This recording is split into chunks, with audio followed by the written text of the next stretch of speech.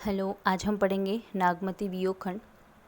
जायसी के विरह कुल हृदय की गहन अनुभूति का सर्वाधिक मार्मिक चित्रण नागमती के विरह वर्णन में प्राप्त होता है। डॉक्टर कमल कुलश्रेष्ठ के अनुसार वेदना का जितना निरीह मार्मिक गंभीर स्वरूप इस विरह वर्णन में मिलता है, उतना अन्यत्र दुर्लभ है।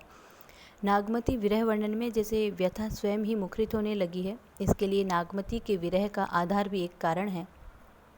नागमती का पति प्रेम विरह अवस्था में प्रगाढ़तर हो गया।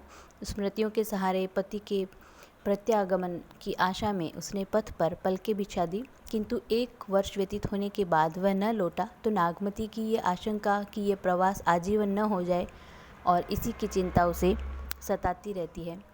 जैसे नागमती चित उर पत हेरा, पीऊ जो गए पुनि कीन न फेरा, नागर काहू नारी बस परा, तेई मोर पीऊ मोसो हरा, सुआ काल होई लेईगा पीऊ, पीऊ नहीं जात जात बरो जीव, सारस जोरी कौन हरी, मारी ब्यादा लीन, जुरी जुरी पंजर हो भई विरह काल मोही दीन। तो विरह व्यथिता नागमती महलों के वैभव विलास साज सज्जा में कोई आकर्षण अनुभव नहीं करती है। उसके लिए प्रकृति का सौंदर्य, मलयज मोहकता और वासंती सभी तत्व कष्टदायक हो जाते हैं। प्रकृति अपना परिधान बदलती है, किंतु नागमती की विरह व्यथा तो बढ़ती ही जाती है। उसके लिए सारा संसार भयावह लगता है। नागमती की सखियां उसे धीरज देने का प्रयास करती है, किंतु सखियों का समझाना भी निरर्थक रह जाता है। इसी स्थल पर जायसी ने 12 मासे का वर्णन किया है।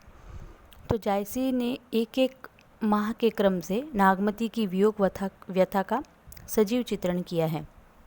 संयोग के समय जो प्रेम सृष्टि के संपूर्ण उपकरणों से आनंद का संचय करता था, वियोग के क्षणों में वही उससे दुख का संग्रह करता है। कवि ने जिन प्राकृतिक उपकरणों और व्यापारों का वर्णन किया है, उसके साहचर्य का अनुभव राजा से लेकर रंग तक सभी करते हैं।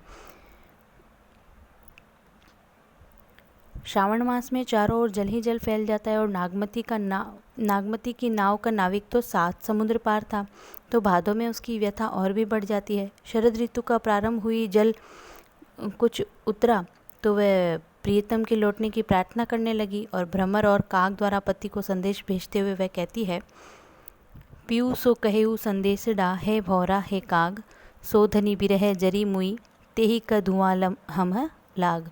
किंतु पति न लौटा, वनस्पतियां उल्लासित हो गई, किंतु नागमती की उदासीनता बढ़ती ही गई। नागमती का जो विरह वर्णन है, इसमें 12 मासा का महत्व बताते हुए आचार्य रामचंद्र शुक्ल लिखते हैं कि वेदना का अत्यंत निर्मल और कोमल स्वरूप हिंदू दाम्पत्य जीवन का अत्यंत मर्मस्पर्शी माधुर्य अपने चारों ओर की प्राकृतिक वस्तुओं और व्यापारों के साथ विशुद्ध भारतीय हृदय की साहचर्य भावना तथा विषय के अनुसार भाषा का अत्यंत स्निग्ध, सरल, मृदुल और अकृत्रिम प्रभाव देखने योग्य है।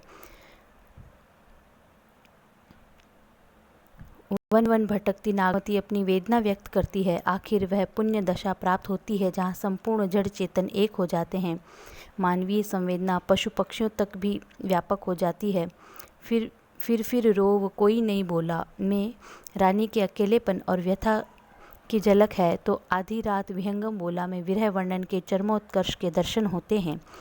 नागमती ने पद्मावती को भी एक संदेश भेजा था, जिसमें व्यथा के साथ साथ एक आदर्श हिंदू गृहिणी का तपोमय स्वरूप भी दिखाई पड़ता है।